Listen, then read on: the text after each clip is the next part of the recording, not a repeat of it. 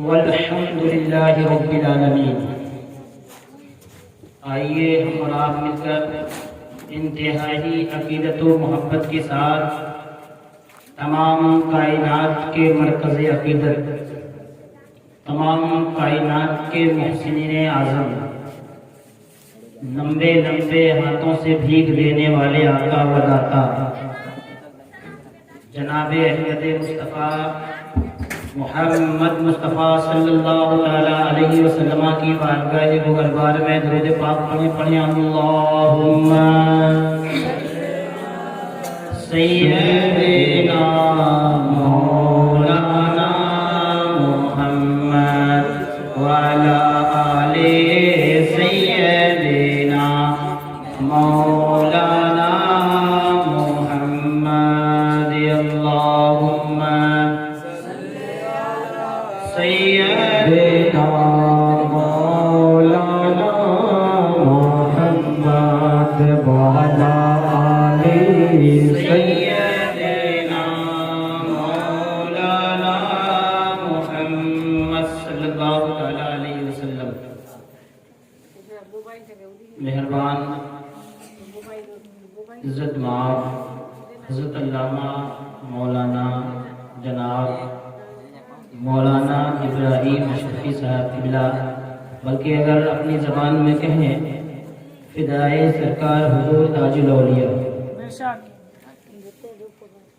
کہ میں بہت مشکور ہوں، ممنون ہوں، کیونکہ ہمارا یہ جو وسعت ہے اور ہماری جتنی قوت ہے ایک طالب علم کی حیثیت ہے، اور حضرت ہم سے تقریباً 15-20 سال سینئر ہیں۔ اللہ ان کی محبتوں کو سلامت رکھے اور ہم تمام لوگوں کو علماء اور اپنے اماموں کی عزت کرنے والا بنائے۔ اب سیکھیں، اگر ایک امام کسی عالم کو عزت دیتا ہے، اس کا مطلب یہ ہے کہ امام کی عزت کو لازمی ہے کہ مقتدی کو بھی کرنا چاہیے۔ بلکہ حضرت ایک دعا اور میں بڑھا دیتا ہوں کہ اللہ ہر ایک آدمی کو اتنی دولت دے دے کہ اس پر زکوٰۃ اور حج فرض ہو جائے، تاکہ دنیا والے اگر کسی کا نام لے، کسی عالم کا نام لے تو الحاج لگائیں، اور اللہ اتنی استطاعت دے دے کہ کسی کے سامنے ہاتھ نہ پھیلائے۔ سب سے بڑی دولت اخلاق، کردار اور حسن اخلاق ہے، مصطفیٰ جان رحمت کی سنت ہے۔ ورنہ آپ بہت بڑے ہو گئے مگر اپنے بڑوں کے احترام آپ کے اندر نہیں ہے۔ ہمارے بھائی لوگوں کو بھی کہوں گا جو بیٹھے ہیں، اگر احترام اور ادب نہیں ہے، یقین جانے کہ تعظیم سے خدا مل جایا کرتا ہے، اور اگر تعظیم نہیں ہے آپ کے دل میں تو آپ کو کچھ نہیں مل سکتا۔ ادب علم کا پہلا زینہ ہے۔ علم ہے، علم کے معنی عین کے معنی آنکھ کے بھی آتا ہے، عین کے معنی عشق کے بھی آتا ہے۔ اب عین سے علم بنا تو عین جب ایک عین جو پانی کا چشمہ بھی بتا رہا ہے، عین سے معنی آنکھ بھی بتا رہا ہے، عین سے معنی عشق بھی بتا رہا ہے۔ جب ایک عالم بن جائے تو اس کے اندر عشق بھی ہونا چاہیے، اس کے اندر آنکھ بھی ہونی چاہیے، اور اس کے اندر ادب بھی ہونی چاہیے۔ تب پتہ چلے گا کہ ہاں یہ ہے کوئی جو اپنے وقت کا وارث انبیاء کہلانے کے لائق ہے، ضروری ہے۔ تو ادب اور تحدیث نعمت اور اللہ کے ولیوں کے قدم کو چومتے ہوئے دعائیہ کلمات سنیں۔ غوث اعظم بمن بے سرو ساما مدد، قبلہ دی مدد، کعبہ امام مدد، در گلو غلامی تو کے شہ اشرف دارم، یا حبیبی بطفیل شہ سمنا مدد، یا حبیبی بطفیل شہ سمنا مدد۔ اور سرکار سیدی اعلیٰ حضرت فاضل بریلوی علیہ الرضوان فرماتے ہیں، واہ کیا جود و کرم ہے شہ بتہا تیرا، واہ کیا جود و کرم ہے شہ بتہا تیرا، نہیں سنتا ہی نہیں مانگنے والا تیرا، اور فرش والے تیری شوکت کا علو کیا جانے، فرش والے تیری شوکت کا علو کیا جانے، خوشنما عرش پہ اڑتا ہے فریرا تیرا، عرش پہ اڑتا ہے فریرا تیرا۔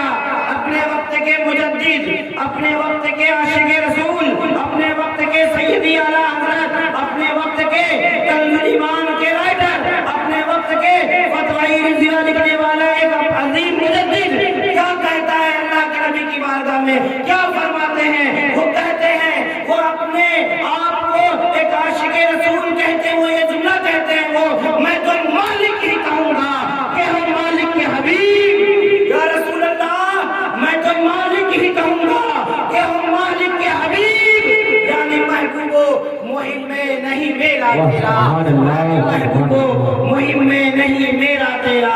اور مقطع دیکھیں اور قربان جائیں، سادات پہ قربان جائیں، آل رسول پہ قربان جائیں، غوث کی آل پہ قربان جائیں، غوث اعظم پہ قربان جائیں، اور غوث کی آل پہ قربان جائیں، کیونکہ غوث اعظم کی اگر آل کو آپ کو دیکھنا ہو، غوث اعظم کے اصل جانشین کو آپ کو دیکھنا ہو جو ہندوستان کے اندر موجود ہے، غوث اعظم کی جبہ، غوث اعظم کا جبہ جو پہنتا ہو، غوث اعظم علیہ رحمت رضوان کے لباس غوثیہ کو جو پہنتا ہو، بلکہ مخدوم یحییٰ ملیلی کی جو عصا کو لے کر اسے مخدومی میں بیٹھتا ہو، بلکہ اور آگے بڑھا جائے تو نجف شریف یعنی مولا کائنات کی بارگاہ سے اس اشرف میاں کو جو ٹوپی عطا کی گئی ہو ہندوستان کے اندر ایک واحد خانقاہ جس کے بارے میں آپ کہیں تو سچے جانشین بھی اور ہر ایک فرد عالم دین بھی۔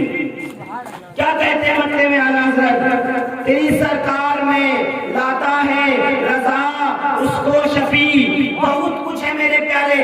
آپ کیا سمجھتے ہیں کہ آپ نے 5 وقت کی نماز پڑھ لی، اپنے آپ کو بہت بڑی متقی سمجھنے لگے؟ آپ نے اگر تہجد پڑھنا شروع کر دیا تھوڑا سا اور زیادہ متقی ہو گئے، حاجی بن گئے تھوڑا سا اور زیادہ متقی ہو گئے، علم حاصل کیا تھوڑا سا اور زیادہ پاورفل ہو گئے۔ اب آپ یہ سوچنے لگے اگر ہم عالم بن گئے، ہمارے سروں پر ٹوپی آنے لگی تو ہم بہت بڑے ہو گئے۔ مگر سنیں فاضل بریلوی علیہ رحمت رضوان اللہ کی بارگاہ میں مقبول، نبی کی بارگاہ میں مقبول، تمام اولیاء کرام کی بارگاہ میں مقبول، بلکہ اگر کہا جائے تو سرکار اشرف میاں علیہ رحمت رضوان فرماتے ہیں کہ آج ایسا لگ رہا ہے ہم نے جب وضو کیا تو ہم نے آسمان کی جانب دیکھا کہ ایک جنازے کو فرشتے اٹھا کر لے جا رہے ہیں، جس کے بارے میں اشرف میاں ایسا کہیں وہ اپنی بخشش کا ذریعہ کسے بناتا ہے میرے پیارے؟ آپ ذرا اسے بھی دیکھیں کہ بخشش کا ذریعے کے لیے انسان اپنے عمل کو پیش کرتا ہے،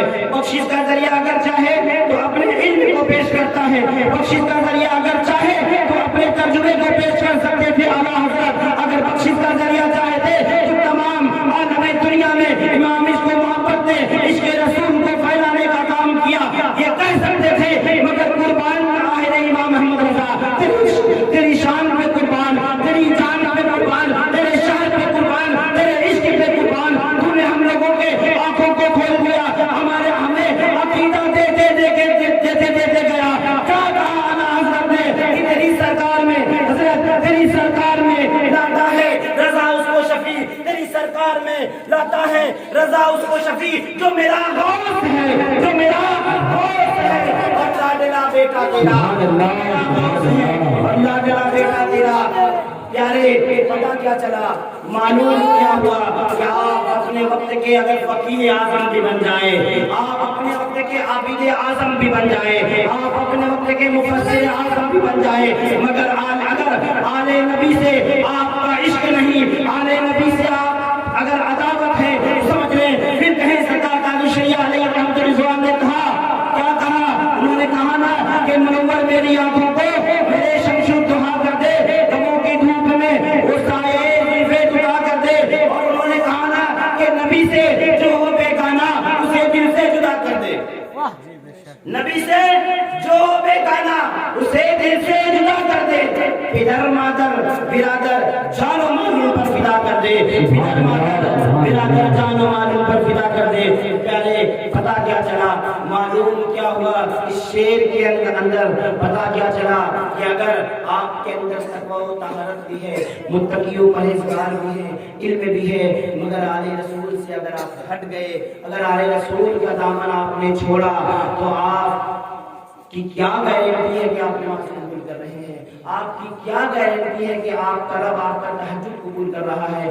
آپ کی کیا گارنٹی ہے کہ آپ نے حج کیا، ساتوں چکر لگایا خانے کعبہ کا، حجر اسود کو چھوا آپ نے، صفا مروہ کا دوڑ لگایا آپ نے، آب زمزم پیا آپ نے، مسجد نبوی میں نماز پڑھی آپ نے، اور مینا کے وادی میں آپ نے قربانی کیا، آپ کے پاس گارنٹی ہے کہ آپ کا حج قبول ہو گیا ہے؟ وہاں سے کسی نے سرٹیفکیٹ دیا آپ کو کہ آپ کی حج قبول ہو گئی، مگر ایک سرٹیفکیٹ ہے، اللہ کے نبی نے فرمایا کہ میرے جانے کے بعد میرے اہل بیت اور قرآن کو نہ چھوڑنا۔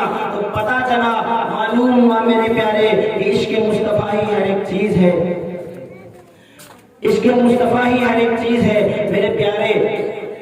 ہم نے کلام پاک کی ایک مبارک آیتیں پیش کی جو بچے کو یاد ہے۔ رب کا فرمان ہے، کل نفس ذائقۃ الموت، ہر نفس کو موت کا مزہ چکھنا ہے، موت کا مزہ سب کو چکھنا ہے میرے پیارے۔ چکھنا اسے کہتے ہیں کہ اگر آپ نے 5 روٹی کھا لیا تو چکھنا ہے، 5 روٹی اگر آپ کھائیں گے تو چکھیں گے کہ کھائیں گے؟ 5 روٹی چکھنا نہیں جاتا ہے بلکہ کھایا جاتا ہے۔ چکھنا کسے کہتے ہیں؟ بلکہ آپ ماں بہن سالن بنا رہی ہے، سبزی بنا رہی ہے، ترکاری بنا رہی ہے، جھول ذرا سا اٹھایا اور منہ میں ڈال دیا، اس کو کہتے ہیں چکھنا۔ مگر موت کا چکھنا بہت کٹھن راستہ ہے۔ اللہ کے رسول ارشاد فرماتے ہیں، غیب کا نبی ارشاد فرماتے ہیں کہ جب موت کا فرشتہ کسی کی روح کو نکالنے کے لیے اس کے گھر کی طرف جاتا ہے، موت کا فرشتہ جب اس کی روح کو نکالنے کے لیے عرش اعظم سے، فرشتوں کے رہنے کی جگہ سے اس کے گھر کی طرف جاتا ہے، تو آپ جانیں عرش اعظم کو جو فرشتے اٹھائے ہیں، عرش اعظم کو جو فرشتے پکڑے ہوئے ہیں، وہ فرشتے جب ملک الموت، جب روح نکالنے والے فرشتے اس کے گھر کی طرف جاتے ہیں، تو وہ جو عرش اعظم کے پائے کو، عرش اعظم کو اٹھائے ہوئے ہیں، اس فرشتے کا جسم سلگ جاتا ہے، چھوٹا ہو جاتا ہے۔ فرشتے کا روح نکالنے تو نہیں گئے تھے، روح نکالنے والا کس کے گھر آیا؟ ایک انسان کے زید کے گھر آیا، مگر عرش اعظم کا پایا جو اٹھائے ہوئے ہیں، اس فرشتوں کا جسم سکڑ جاتا ہے ڈر سے، بھے سے۔ فرشتوں کا روح نہیں نکالنا تھا بلکہ انسان کا روح نکالنا ہے، مگر انسان کا روح نکالنے کی وجہ سے میرے پیارے ہوتا کیا ہے کہ فرشتے جو عرش اعظم کو اٹھائے ہوئے ہیں، اس عرش اعظم کے فرشتے کا جسم سکڑ جاتا ہے۔ کیوں؟ روح نکالنے کے خوف سے، روح میں اتنا درد ہے۔ احیاء العلوم میں امام غزالی علیہ رحمۃ اللہ فرماتے ہیں کہ اللہ کے نبی نے ارشاد فرمایا کہ جب ایک انسان کا روح نکالا جاتا ہے، ایک انسان کا جب روح نکالا جاتا ہے، اگر کوئی شخص چوکھا تلوار، ایک دم دھار والا تلوار لے کر کے 1000 آدمی 1000 تلوار سے 1000 مرتبہ اگر اس شخص کے اوپر وار کرے، اسے مارے، جتنی تکلیف اسے اس وقت نہیں ہوتی اتنی روح نکالنے میں ہوتی۔ اب سمجھے میرے پیارے، روح بہت بڑی چیز ہے، آسان نہیں ہے روح نکالنا۔ آپ سمجھے، اپنی جانب کی ایک کا تلوار ہے، اب بابا کیا بولنا بھائی، آپ جانتے ہیں اپنی جانب کی ایک کا تلوار ہے، اور ایک تلوار کو اگر کسی کے سر پہ مارا جائے یا کسی کے جسم میں مارا جائے تو اس کا حال کیا ہوگا؟ مر ہی جاتا ہے انسان۔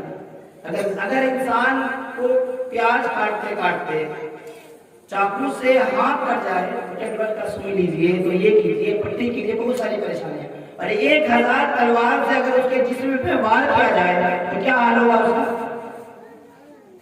حال کیا ہوگا اس کا؟ اس سے کئی گنا زیادہ روح جب نکلتی ہے تو تکلیف ہوتی ہے۔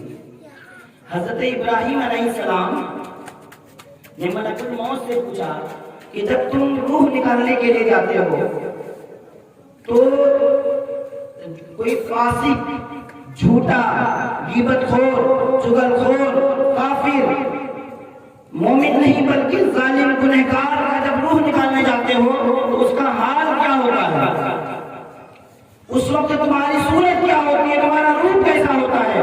ملک الموت کہتے ہیں خلیل نہ دیکھے، اور جانتے ہیں خلیل کسے کہتے ہیں؟ دوست الگ ہے، دوست الگ ہے۔ دوست کو کہا جائے 12 بجے رات میں وہاں ابراہیم صاحب کہیں کہ شفیع عالم مالدہ چلنا ہے، اگر وہ نہ پوچھے کہ مالدہ کس کام سے جا رہے ہیں، بس ہاں میں تیار ہوں چلا گیا، وہ ہے خلیل۔ اور اگر پوچھ لے کس کام کے لیے جا رہے ہیں، 12 بجے رات حضرت نہیں جا سکتے، تو وہ دوست، وہ خلیل ہوا، خلیل وہ دوست ہو جائے گا۔ خلیل کسے کہتے ہیں سنیں؟ معراج مصطفیٰ کو سماعت فرمائے، اللہ کے نبی پر سب سے پہلے کتنے وقت کی نماز فرض ہوئی؟ 50 وقت کی نمازیں فرض ہوئی۔ حضرت ابراہیم علیہ السلام راستے میں ملے، اللہ کے نبی سے پوچھا کتنے وقت کی نماز؟ اللہ کے نبی نے کہا 50۔ حضرت ابراہیم نے روکا تھا؟ حضرت ابراہیم نے روکا نہیں، بلکہ کہا یا رسول اللہ ٹھیک ہے۔ پھر حضرت عیسیٰ علیہ السلام نے کیوں روک دیا؟ کیونکہ خلیل کا عالم یہی ہوتا ہے کہ اگر اللہ اسے آپ کے اندر ڈال دے پھر بھی وہ منظور کرتا ہے، اللہ ہی سے مدد مانگنا چاہتا ہے۔ تو میرے پیارے آپ دیکھیں اور سوچیں، جب ابراہیم علیہ السلام سے کہا ہے ملک الموت اپنا چہرہ دکھاؤ، اپنا چہرہ دکھاؤ، جب تم کسی فاضل، کسی غیر مسلم، کسی گنہگار شخص کے پاس جاتے ہو اور آپ کا روح کیا ہوتا ہے؟ وہ شخص، وہ ملک الموت کہتے ہیں کہ جب اپنا روح گھر کرتے ہیں ملک الموت، تو میرے پیارے حضرت ابراہیم علیہ السلام چیخ مار کر بے ہوش ہو جاتے ہیں۔ سمجھے کہ ملک الموت فرشتہ اور ملک الموت کا روپ دیکھنے والے نبی، نبی کو تو ڈر کی ضرورت نہیں ہے، ڈر کی ضرورت ہے نبی کو، نبی سے کوئی گناہ نہیں ہوتا، نبی معصوم ہوا کرتے ہیں۔ جب نبی معصوم ہے اور کافر اور مشرک کو جس حالت میں ملک الموت روح نکالیں گے، وہ ملک الموت اس چہرے پر آ گئے، وہ روح کو دھارن کر لیے، تو آپ سمجھے حضرت ابراہیم خلیل اللہ، اللہ کے خلیل، جب چیخ مار کر کے بے ہوش ہو سکتے ہیں تو ہمارا اور آپ کا کیا ہے؟ آپ نے سوچا؟ میرے پیارے آپ نے کبھی سوچا؟ آپ یقین جانے روح کا نکلنا اور ایمان کے حالت سے دنیا سے جانا یہ بہت ضروری چیز ہے۔ پوری زندگی آپ نے نماز پڑھی اور آپ بے ایمان دنیا سے چلے گئے تو کیا حال ہوگا؟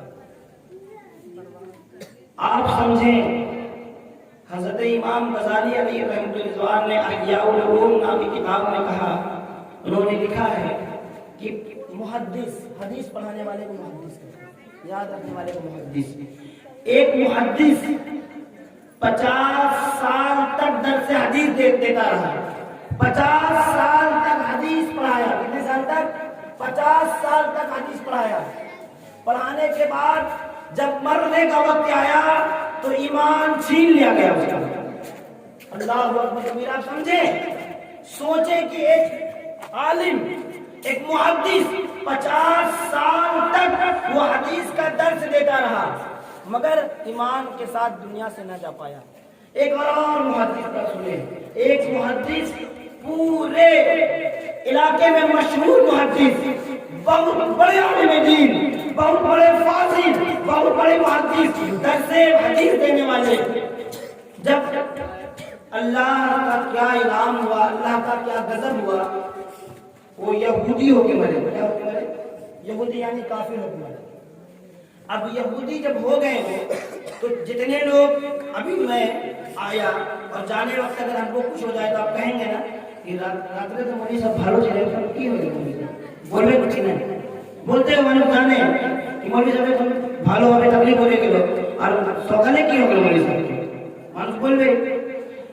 تو وہ محدث جب یہودی ہو گئے، کافر ہو گئے، تو ان کی بیوی سے لوگوں نے پوچھا کہ اتنا بڑا محدث، تہجد گزار، اپنے وقت کا اتنا بڑا حدیث پڑھانے والا وہ منافق کیسے ہو گیا، یہودی کیسے ہو گیا، کافر کیسے ہو گیا؟ توجہ سے سننا میرے بھائی، آپ دیکھیں اس کی بیوی کہتی ہے کہ جب یہ ناپاک ہوا کرتا تھا، کیا ہوا کرتا تھا؟ ناپاک ہوا کرتا تھا، تو یہ نہانے میں سستی کیا کرتا تھا؟ چاند دیکھو ناپاک ہوتا تو چاند کو توڑنا، اور کیا بولتے وہ محدث کہ یہودیوں کا مذہب اچھا ہے، یہودیوں کا مذہب اچھا ہے۔ کیوں اچھا ہے؟ یہودیوں میں ناپاک جب کوئی شخص ناپاک کے کئی طریقے ہیں، اگر پیشاب کا چھینٹا پڑ گیا وہ الگ ناپاک ہے، اگر آپ میاں بیوی کے ساتھ ملے وہ ناپاک ناپاکی ہے، اصل میں اس سے نہ نماز پڑھی ہوگی، نہ مسجد جا سکتے ہیں آپ، نہ قرآن کی تلاوت سن بھی نہیں سکتے آپ، اسی لیے قرآن کو بلند آواز سے پڑھنا بھی نہیں چاہیے، اگر کوئی شخص ناپاک ہے وہ سن لے گا تو حرام ہے۔ تو اب وہ محدث جو یہودیوں کے مرا اس کی بیوی پوچھتی ہے، تو اس کی بیوی سے لوگوں نے پوچھا کہ آخر وجہ کیا ہے، معاملہ کیا ہے، آخر ایسا کیوں، یہ اتنا بڑا عالم کافر کیسے ہو گیا؟ گھر کا راج بیوی سے اچھا کوئی بتا پائے گا؟ گھر میں کیا ہوا، آپ باہر نماز پڑھتے ہیں اور فجر میں سو جاتے ہیں، بیوی سے کوئی پوچھا نماز کیوں سے نہیں؟ اگر بیوی شوہر کو دیکھی ہوگی نماز پڑھتے ہو تو وہ کہے گی ہاں نماز پڑھ سے، تو آپ وہ محدث کی بیوی سے جب پوچھا گیا تو اس نے کہا کہ ایک غلطی اس کے اندر تھی، جب یہ ناپاک ہوا کرتا تھا تو یہ کہتا تھا کہ یہ یہودی کا مذہب اچھا ہے، کیونکہ ٹھنڈی کے موسم میں اسلام میں شریعت مصطفیٰ میں نہانے کا حکم دیا گیا ہے، اور ٹھنڈی میں نہانے میں دقت ہوا کرتا ہے۔ ایک غلطی اس نے کیا کہا، یہودیوں کا مذہب اچھا ہے، تو اللہ نے محدث کی کیا چھین لی، ایمان کو چھین لیا۔ ایک محدث کو آپ ذرا سا اپنے دلوں پہ ہاتھ رکھیں اور کہیں میرے پیارے آپ کے اندر یہودیوں والا، کافروں والا، مشرکوں والا، عیسائیوں والا کتنا ادا آپ کے اندر پایا جاتا ہے؟ ایک ادا حضرت اس نے کیا کہا، محدث نے بہت بڑا محدث اپنے وقت کا، مگر ایمان چھوڑ بیٹھا، یہودی ہو گیا۔ اس کی بیوی سے لوگوں نے جب پوچھا تو کیا کہا بیوی نے کہ وہ ناپاکی کی حالت میں جب رہا کرتا تھا تو کہتا تھا کہ یہودی مذہب اچھا ہے، اس میں نہانے کے لیے نہیں کہا جاتا۔ اب ایک عالم جو 50 سال تک درس بخاری دے رہا ہے، حدیث پڑھا رہا ہے، اور امام غزالی نے لکھا، امام غزالی ایسے شخص ہیں، ایسے اللہ کے ولی اور ایسے ولی ہیں کہ اللہ کے نبی سے پوچھا گیا، حضرت موسیٰ نے پوچھا یا رسول اللہ آپ نے کہا ہے کہ ہمارے امت کے علماء بنی اسرائیل کے نبی کی طرح ہیں، تو آخر آپ کے امت میں کون سے علماء ہیں؟ تو اللہ کے نبی نے امام غزالی کی طرف اشارہ فرمایا تھا۔ وہ عالم جو نبی کی طرف سے سند ملے کہ یہ عالم ہے، تب پتہ چلتا ہے کہ ہاں عالم ہے۔ ہمارے بارے میں سرٹیفکیٹ نہیں ہے، ہم کیا کرتے ہیں رات میں، ہمیں آپ کو کیا معلوم، مگر امام غزالی کی سند اللہ کے نبی دے رہے، انہوں نے جب لکھا کہ 50 سال کے بعد حدیث کا درس دینے والا یہودی ہو گیا، بیوی سے پوچھا گیا، بیوی نے کہا کہ رات میں جب یہ ناپاک ہو جایا کرتا تھا تو یہ کہتا کیا تھا کہ یہودی کا مذہب اچھا ہے، مگر آپ اپنے دلوں پہ ہاتھ رکھیں اور سوچیں کہ آپ کے اندر کتنی یہودی والی اسٹائل اور یہودی والا کردار ہے۔ میرے پیارے آپ کے بغل میں کیرتن ہوتا ہے، آپ بھجن سننے چلے جاتے ہو، کیا یہودیوں کا یہ طریقہ نہیں ہے؟ آپ غیر مسلم کے میلوں میں جاتے ہیں، کیا یہ یہودیوں کا طریقہ نہیں ہے؟ آپ کے ٹوپی ہٹا دوں، آپ کے سر پہ بال ہے، چاروں طرف سے آپ نے کٹوا لیا، کیا یہودیوں کا طریقہ نہیں ہے؟ جب ایک محدث جو 50 سال تک درس بخاری دیتا رہے، اللہ ایک یہودیوں کی ادا اپنانے کی وجہ سے ایمان چھین سکتا ہے۔ میرے پیارے آپ کے اندر صبح سے لے کر شام تک، شام سے لے کر فجر تک کتنی ادائیں ہیں، سب یہودی والی ادائیں ہیں۔ کیا آپ کے پاس گارنٹی ہے کہ آپ کی روح ایمان کے ساتھ دنیا سے جائے گی؟ سوچیں، ایک محدث جو 50 سال تک بخاری ہی پڑھاتا رہا اور جب وہ ایک یہودی کے طریقے پہ چل پڑے تو اس کا حال یہ ہو جائے کہ وہ کیا کرے، ایمان کی دولت سے ہاتھ دھو بیٹھے، تو آپ اور ہم کیا ہیں؟ حضرت سفیان ثوری رضی اللہ تعالیٰ عنہ کا نام سنے ہوں گے اور بہت سارے کتبوں میں ان کا حوالہ بھی آتا ہے، بہت بڑے محدث ہیں۔ سفیان ثوری جوانی ہی میں بوڑھے ہو گئے، جوانی میں جھوٹی کرنے لگے۔ اب جوان انسان، اب میں ہوں جوان انسان، مولانا ابراہیم صاحب جوان انسان، اب جوان انسان اگر لاٹھی لے کے چلے تو لوگ پوچھیں گے نا کی ہو رہی لاٹھی لے کے پوچھیں گے نا۔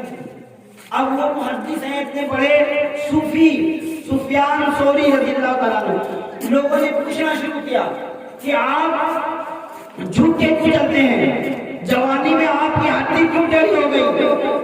تو انہوں نے بتانے سے منع کیا۔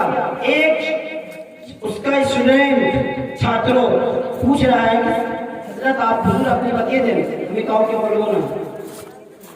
جب سفیان ثوری نے کہا کہ میں کسی کو نہیں بولوں گا، ان کے شاگرد نے جب کہا کہ نہیں بولوں گا، تو سفیان ثوری نے کہا کہ میرے ایک استاد تھے اور انہوں نے بھی کم سے کم تقریباً 50 سال 70 سال 80 سال دمشق کے جامع مسجد میں بخاری شریف کا درس دیا تھا۔ 50 سال 70 سال 80 سال بخاری کا درس دینے والا، نماز پنجگانہ ادا کرنے والا، اشراق چاشت نہیں چھوڑنے والا، جب ان کے موت کا وقت قریب آیا تو انہوں نے سفیان ثوری کا ہاتھ پکڑا اور کہا کہ حضرت آپ کی روح نکلنے والی ہے، آپ کو کیسا لگ رہا ہے؟ انہوں نے کہا کہ سفیان ثوری سنو، جب تک روح نہ نکل جائے تو مجھے یقین نہیں ہے کہ میں ایمان کے ساتھ دنیا سے جاؤں گا۔ اللہ اکبر! اتنا بڑا محدث جو 70-80 سال سے بخاری پڑھاتا ہو اور سفیان ثوری کا استاد ہو، اپنے وقت کے ایک ولی کا استاد ہو، وہ جب انہوں نے کہا کہ مجھے یقین نہیں ہے کہ میں ایمان کے ساتھ دنیا سے جاؤں گا، تو یقین جانے اللہ کا خوف سفیان ثوری کے اندر اتنا گھس گیا میرے پیارے، اتنا گھس گیا۔ سفیان ثوری خود فرماتے ہیں احیاء العلوم میں، امام غزالی نے تحریر فرمایا کہ اتنا خوف اندر آ گیا ان کے، اتنا خوف آ گیا سفیان ثوری کے کہ سفیان ثوری کے اللہ کے خوف کی وجہ سے ان کے کمر کی ہڈی ٹوٹ گئی۔ 70-80 سال عبادت کرنے والا اپنے ایمان کے ساتھ گارنٹی نہیں لے سکتا، اور آپ کسی شخص سے 5 دن نماز پڑھنے چلے گئے اپنے آپ کو متقی سمجھنے سے ہو جائے گا۔ سب سے بڑی دولت ایمان، آپ اپنے دعاؤں کے اندر ایک چیز شامل فرما لیں، یاد رکھیں جب بھی دعا کریں ایک چیز شامل فرمائیں، یا اللہ ایمان کے ساتھ دنیا سے اٹھنا۔ پوری زندگی عبادت کرتے رہو گے میرے پیارے، مگر اگر ایمان کے ساتھ دنیا سے نہیں گئے تو کچھ نہیں ہے۔ حضرت عائشہ صدیقہ اللہ کے نبی کی بیوی ہیں، وہ دعا کرتی ہیں یا اللہ کاش میں پیدا نہیں ہوتی، پھر فرماتے ہیں کہ کاش اگر میں پیدا ہوتی تو بچپن ہی میں مر جاتی۔ کیوں؟ اللہ کے خوف سے، بلکہ گناہوں کے ڈر سے۔ آپ روح نکالنے میں حقیقتاً تکلیف بہت ہے، میں نے بتایا، مگر ایمان بچانا بہت ضروری ہے۔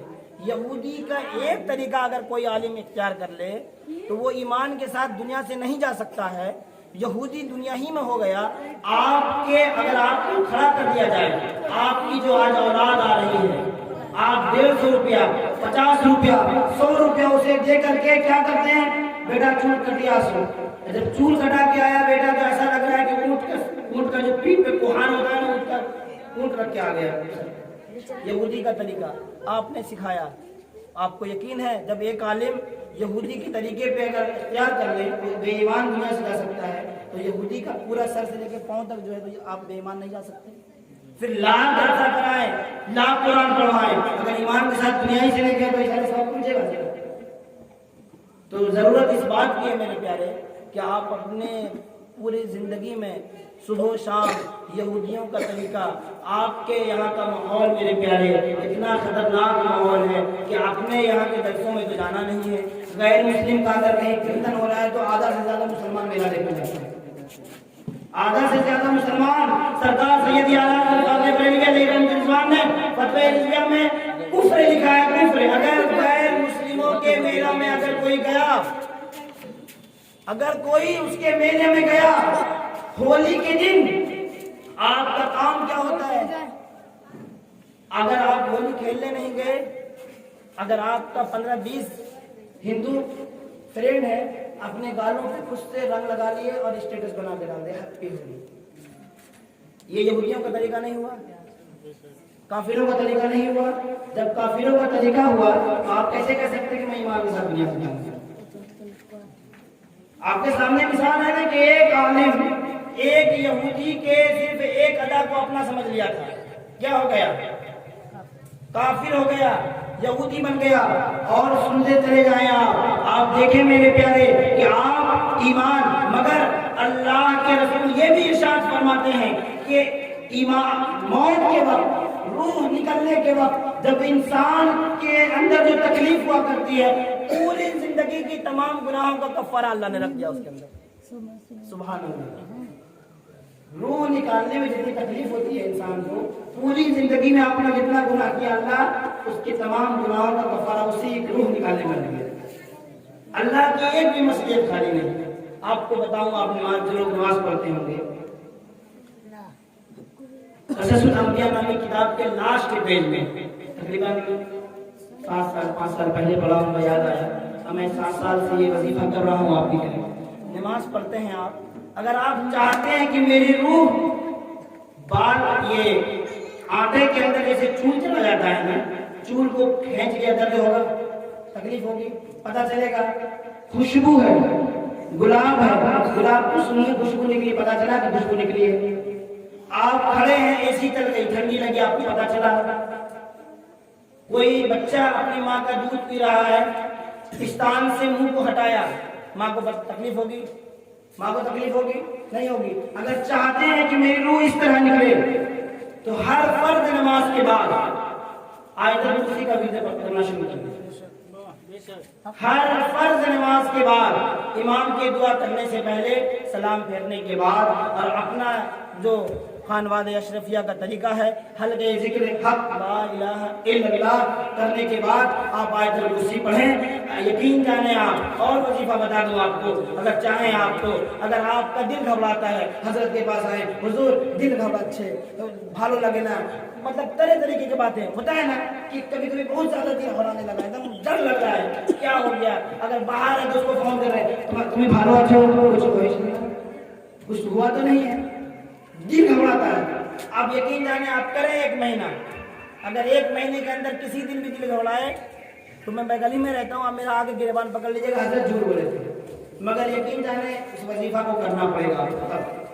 نماز ختم ہوئی، آیت الکرسی پڑھ لیے، اپنے ہاتھوں کو سینے پہ رکھیں اور 3 مرتبہ درود پاک پڑھیں۔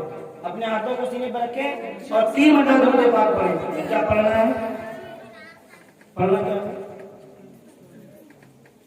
درود پاک پڑھنے کے بعد آپ پڑھیں گے، درود پاک پڑھیں گے، اللہم صلی علی سیدنا مولانا محمد علیہ وسلم، صلاۃ و سلام علیہ رسول اللہ صلی اللہ علیہ وسلم۔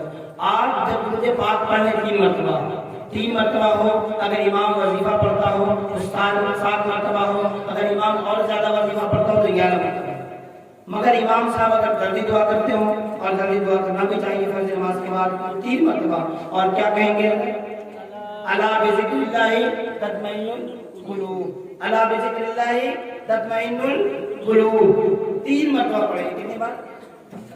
الا بذکر اللہ، الا بذکر اللہ تطمئن القلوب، 3 مرتبہ پڑھنے کے بعد پھر 3 مرتبہ درود شریف پڑھیں، اس کے بعد خوب مانیں۔ آپ کر کے دیکھیں، اگر دل ہولائے گھبرائے تو آپ میرے پاس آئیے گا۔ ایک دم آزمودہ عمل ہے، آزمایا ہوا عمل ہے، کبھی آپ کو تکلیف نہیں ہوگی۔ تو میں روح کے متعلق کہہ رہا تھا کہ جب آپ اگر چاہیں کہ آپ کی روح آسانی سے نکلے، ہر فرض نماز کے بعد آیت الکرسی پڑھنا شروع کر دیں۔ اور ایمان کی بات آئی، حضرت ایمان کی بات آئی، ایمان بہت لازمی چیز ہے، ایمان بہت ضروری چیز ہے۔ ایمان ایسی چیز ہے، حضرت امام حنبل رضی اللہ تعالیٰ عنہ جو غوث اعظم جس مسلک پہ تھے، غوث اعظم کس مسلک پہ تھے؟ حنبلی تھے غوث اعظم۔ اگر کوئی پوچھ لے آپ سے کہ یا غوث کرتے ہیں، غوث اعظم کس مسلک پہ تھے، کیا بولیں گے؟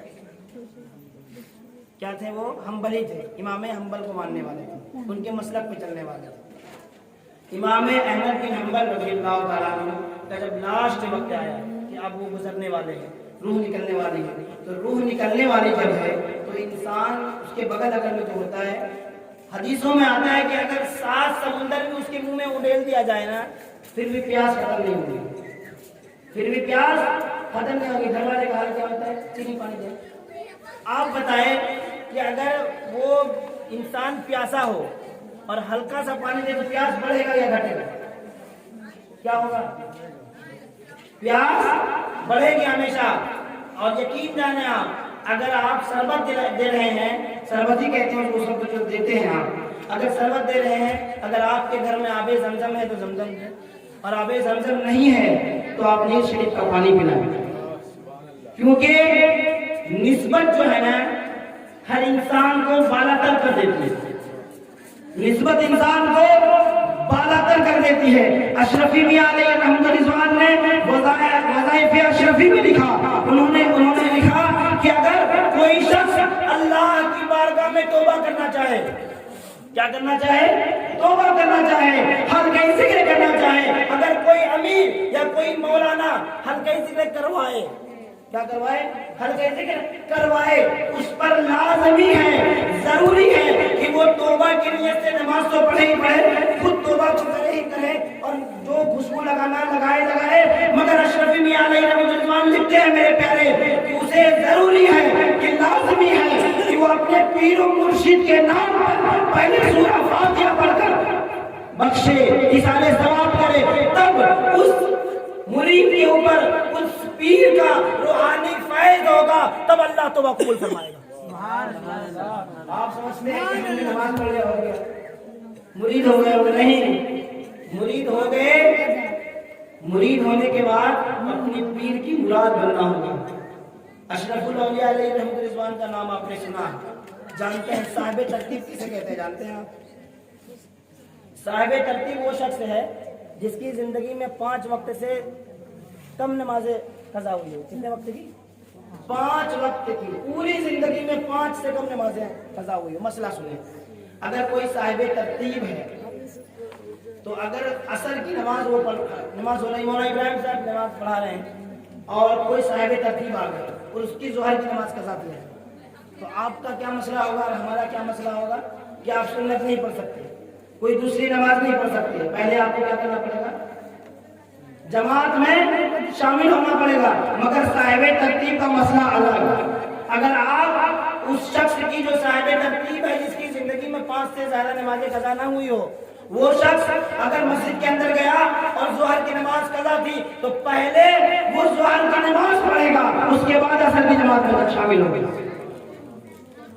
اشرف الاولیاء آپ 50 سال 60 سال آگے جائیں گے تو 3-4 شخص کا نام آتا ہے ماتر جو صاحب ترتیب گزرے ہیں۔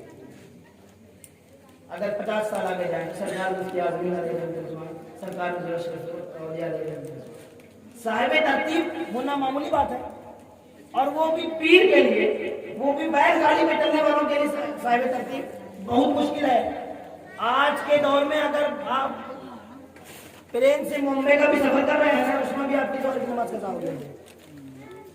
پلین ہے، آپ لوگ حج کرنے جاتے تھے 1-1 مہینہ کا سفر، اس وقت سرکار اشرف الاولیاء جیسا مجاہد صاحب ترتیب بن جائے، معمولی بات نہیں ہے۔ اور لوگ کہیں گے میں تو غوث پاک کو خواب میں دیکھا ہوں۔ لوگ کیا کہتے ہیں؟ غوث پاک کو میں نے دیکھا۔ لوگ کہتے ہیں میں نے حضور کو دیکھ لیا خواب میں۔ حضور کو خواب میں دیکھنا معمولی بات ہے؟ صاحب ترتیب ہم نے اپنے آنکھوں سے دیکھا وہ شخص ہوگا اللہ کے نبی نے جس کے سر پہ ہاتھ رکھ دیا اس کی کبھی نماز قضا نہ ہوئی، نماز کبھی قضا نہ ہوئی۔ اور اشرف الاولیاء علیہ رحمۃ اللہ آپ چاہنے والے ہیں، آپ ماننے والے ہیں، سرکار تاج الاولیاء کو ماننے والے ہیں، آپ نے پیر بہت دیکھا ہوگا۔ میں بھی دوسرے پیر کا مرید ہوں، میں بھی حضور شیخ اعظم کا مرید ہوں، مگر میں نے بھی پیر بہت دیکھا اس دور میں۔ یقین جانے آپ، میں کیا جتنے لوگ آتے ہیں اتنے لوگ کہتے ہیں، جتنے لوگ آتے ہیں اتنے لوگ کہتے ہیں کہ سرکار تاج الانبیاء جیسی نماز کی پابندی بہت کم پیروں کے اور آپ ان کے مرید ہیں. راجستھان جا کے بھی حضرت مالدہ ہی والے کا نام لیتے ہیں. کبھی کبھی جلن ہونے لگتا ہے بنگالی میں کہ ہر وقت حضرت کے نام پہ مالدہ مالدہ. مگر مالدہ والے اگر تاج الاولیاء کے نقش قدم پہ چلنے لگے, آپ ممبئی جائیں اور آپ کے سر کا بال اس طرح کٹا ہو, نام پوچھے کیا نام ہے, محمد اسرافیل اشرفی. کیا نام ہے؟ محمد اسرافیل. کس سے مرید ہو؟ تاج الاولیاء سے. حضرت نے سکھایا نہیں تمہیں, کس کی بدنامی ہوگی؟ پیر کی بدنامی آپ کروانا چاہ رہے ہیں. سدھریں. میدان محشر میں پیر آپ کی وجہ سے شرمندہ ہوگا میرے پیارے, اور آپ کہتے ہیں نا بابا میں تو ہو گیا پیر. نہیں, تو میں کیا کہہ رہا تھا حضرت امام حنبل کے بارے میں. حضرت امام حنبل کا لاسٹ وقت ہے, غور سے سنیے گا. روح نکلنے والی ہے حضرت, روح نکلنے والی ہے. ان کے لڑکے نے جیب سے رومال نکالا. کیا نکالا؟ رومال نکالا کہ میرے والد صاحب کی روح. جب انسان کی روح نکلنے لگتی ہے نا تو انسان کا پیر سے, ہاتھ سے, جسم سے, شریر کے ہر ایک پورے پورے سے روح نکلتی ہے. تو لوگ سمجھتے ہیں ابھی سانس چلتا ہی رہتا ہے, لوگ سمجھتے ہیں انتقال ہو گیا. تو اب امام احمد بن حنبل کے بیٹے نے رومال نکالا کہ میں اپنے باپ کے سر سے لے کر کے یہاں تک باندھ لوں تاکہ منہ نہ کھل جائے. باپ امام احمد بن حنبل نے ہاتھ سے اشارہ کرنا شروع کر دیا. ایسے ایسے اشارہ جو کرنا شروع کیا تو بیٹے نے پوچھ لیا کہ والد صاحب, امام صاحب, آپ کا جا کرنے کا وقت ہے, آپ پریشان ہیں اور آپ اس وقت سے منع کیوں کر رہے ہیں؟ تو امام احمد بن حنبل کے بیٹے نے جب سوال کیا تو امام احمد بن حنبل کہتے ہیں بیٹا مرنے کے وقت بھی سوال کر رہے ہو؟ بیٹا میں نے پوری زندگی تو جواب ہی دیا ہے, مرنے کے وقت بھی سوال کر رہے ہو؟ انہوں نے کہا امام احمد بن حنبل جب سوال کر ہی چکے ہو تو جواب بھی سن ہی لو. جب سوال کر ہی چکے ہو تو جواب بھی سن لو.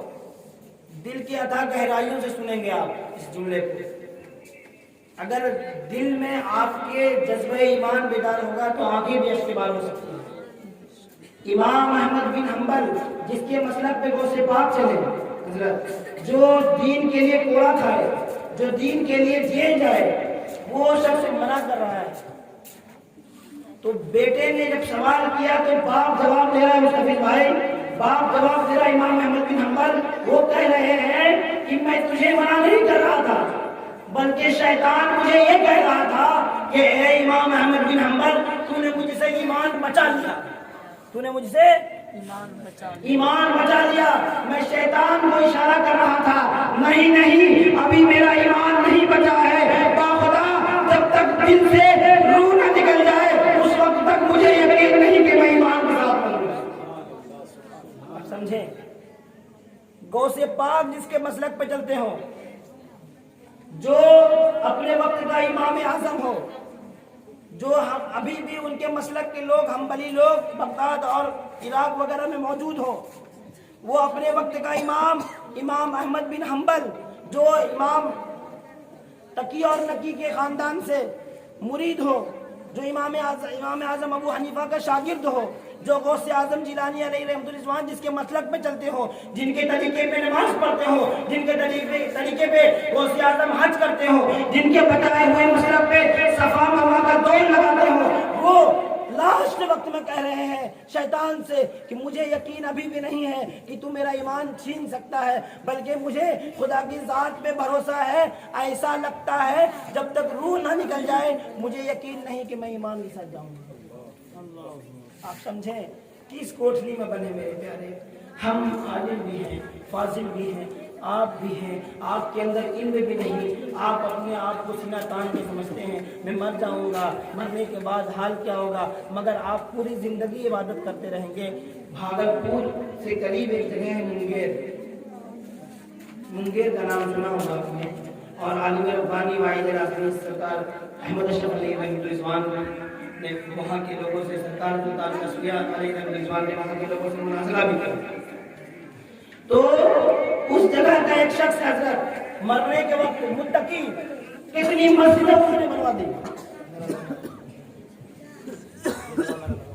नारायण